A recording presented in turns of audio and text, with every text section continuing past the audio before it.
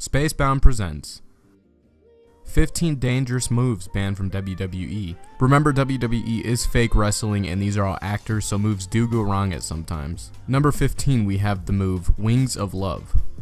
Performed by WWE's Michelle McCool, it was impressive to see someone her size handle this move with as much discipline and poise as she did.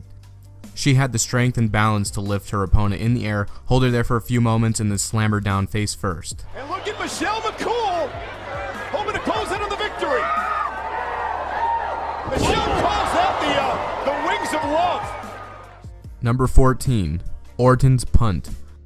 Banning Orton's punt was somewhat surprising because we felt that he had more control over his kick impact than a lot of other wrestling moves, which target the head and neck. Nevertheless, the WWE banned Orton's punt because of concussion awareness. Do you guys think this move should have been banned? Let us know in the comments section.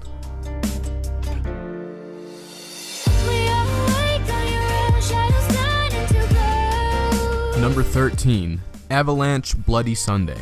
This is a move that will drive your opponent's soul straight to hell, literally. A variation of the once devastating but now harmless DDT, Avalanche Bloody Sunday is a free-falling maneuver that we'll never see in a WWE ring. The opponent climbs the rope with his victim, holds their victim's head in a DDT position, and jumps off the top rope.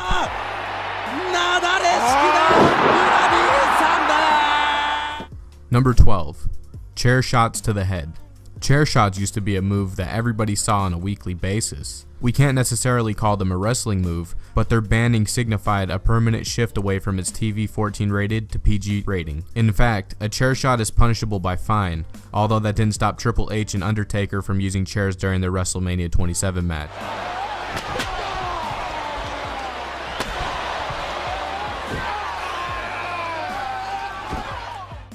Number 11, Double Underhook Powerbomb, or the Tiger Driver. While stars like Chris Jericho and even Cesaro have recently performed this maneuver, all variations of the move have now been outlawed by the WWE.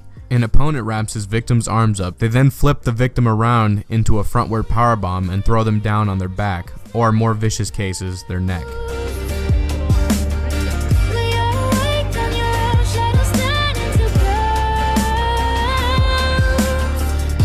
Number 10, the Canadian Destroyer.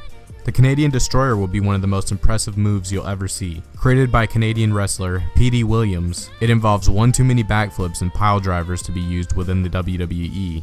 To perform the move, Williams would place his victim in a powerbomb position. He would then flip over his opponent's back and powerbomb them backwards. The clothesline, doubling over with the boot to the midsection. Oh my goodness, there it is! Did you see that? The Canadian Destroyer! Number 9, the 450 Splash. Justin Gabriel's botched 450 splash is one way to get the move banned from WWE. We go back and watch the clip and Gabriel actually perfectly executes the flip. The problem was, the less experienced wrestler landed on Randy Orton, who was trying to roll out of the way. Clearly dazed, Orton got up and finished the match later with an RKO. However, the damage had been done. Earlier, but I guess Gabriel 450 splash! And he got the back of Orton. Orton was rolling out of the way. Number 8, the original pile driver. The notorious move that broke Steve Austin's neck, though it was just a slight variation of this, ushered in a new set of regulations to help protect wrestlers' heads and necks. The original pile driver is when an opponent puts his victim's head in between his legs, lifts him up by the belt buckle, and slams him headfirst into the mat. Because of the lack of control, both wrestlers have to prevent serious injury.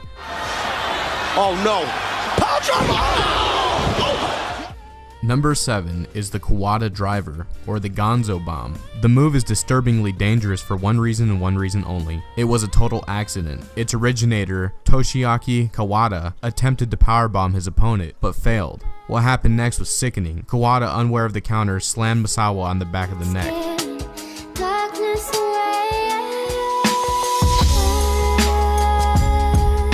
Number 6 is the double underhook back-to-back pile driver. Known informally as the Vertebreaker, this move was way above the head of the WWE Hurricane, both literally and figuratively, when he performed it during a live broadcast. For a company who usually leaves such moves to stronger wrestlers who can pick up and stabilize their opponent, it's shocking a mid-carder like the Hurricane would be given such a responsibility.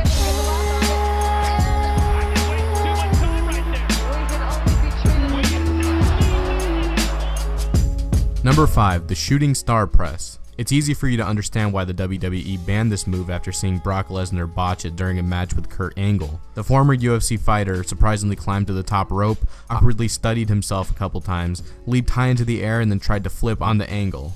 Instead of hitting his opponent, however, Lesnar completely missed and landed dangerously on his head. What the hell is this?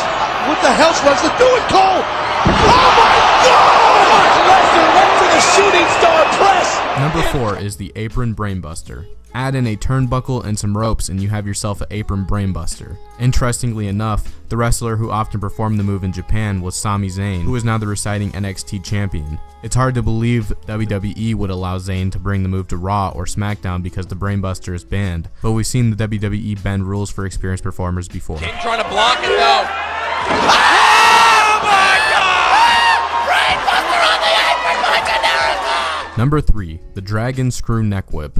The Dragon Screw Neck Whip was perfected, if that's possible, by legendary wrestler Keiji Muto. It's a sudden, vicious move that has the opponent eventually landing directly on top of their head. The chance for whiplash or permanent vertebrae damage is extremely high. In short, the victim sets their feet on the top rope and then falls violently into the ring, whipping their victim's head in a downward motion.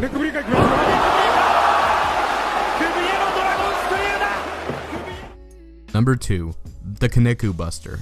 I'm not sure if I'd rather face a chair shot to the head or the Kaneko Buster. The Kaneko Buster forces the opponent to land directly on their neck rather than their upper back. An opponent lifts their victim as if they're performing the perfect plex, holds them high in the air and then drops to his backside, driving their victim's neck straight into the former's shoulders.